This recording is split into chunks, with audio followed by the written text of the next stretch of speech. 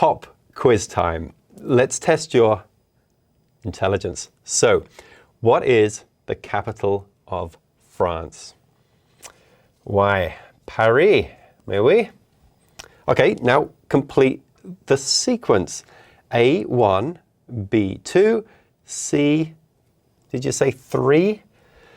Yeah, that's pretty easy, but that wasn't the real quiz. Here's what I really want to know. Which form of thinking did you use to solve each question?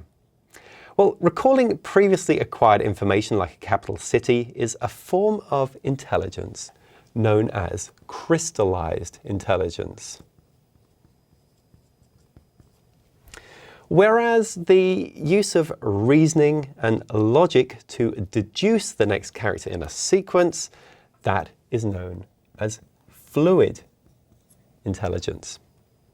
My name is Martin Keane, and I'm a master inventor at IBM. So, crystallized intelligence refers to knowledge that comes from previously acquired information.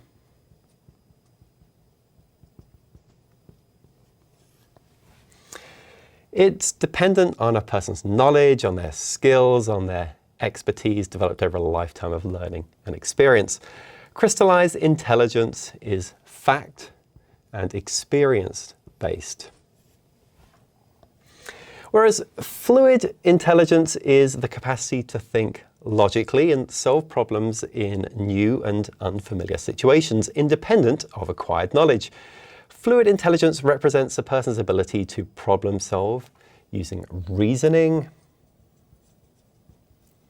and by also using logic.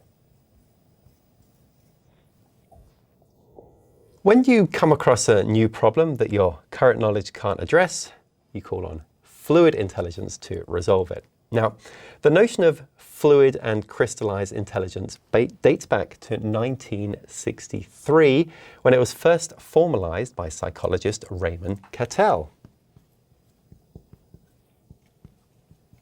Now, you might be asking yourself, why am I talking about psychology in an IBM technology video? Well, because these two forms of intelligence that we use to solve problems every day can also play an important role in machine learning.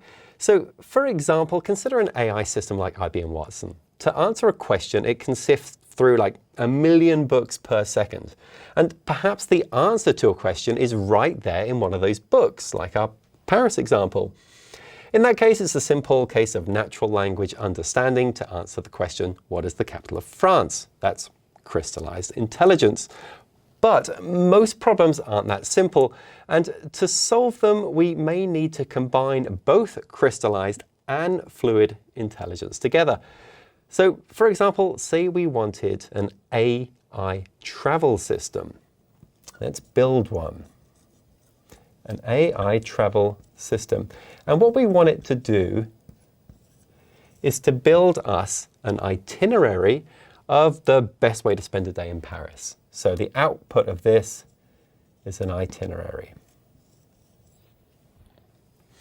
We'd need to use our knowledge of Parisian geography and cultural history to build a corpus of what's available.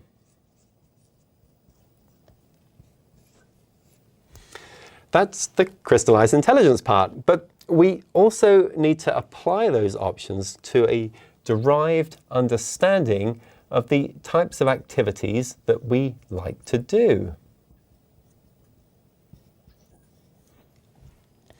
So these are the sorts of things that we'd be interested in doing. What do we normally do when we visit a new city? Are there comparable options here in Paris? Can we tailor this to our personality, to our budget, and our willingness to try new things? All of that stuff, well, that's the fluid intelligence side of things. So from there, a system could derive a subset of all the possible things to do in Paris that day, distilled into a tailorized, personalized itinerary. So for us humans, our crystallized intelligence is knowledge we acquire, and our fluid intelligence is how we apply it. For an AI system, you can think of a system's model as being crystallized intelligence because it teaches itself to do one task really well by training on massive data sets of prior experience. Then you can think of its ability to solve new problems as being fluid intelligence because it can apply that model to a previously unseen problem. And as for me, my crystallized and fluid intelligence is telling me that morning croissants under the Eiffel Tower should be top of my list. If you have any questions, please drop us a line below. And if you want to see more videos like this in the future, please like and subscribe. Thanks for watching.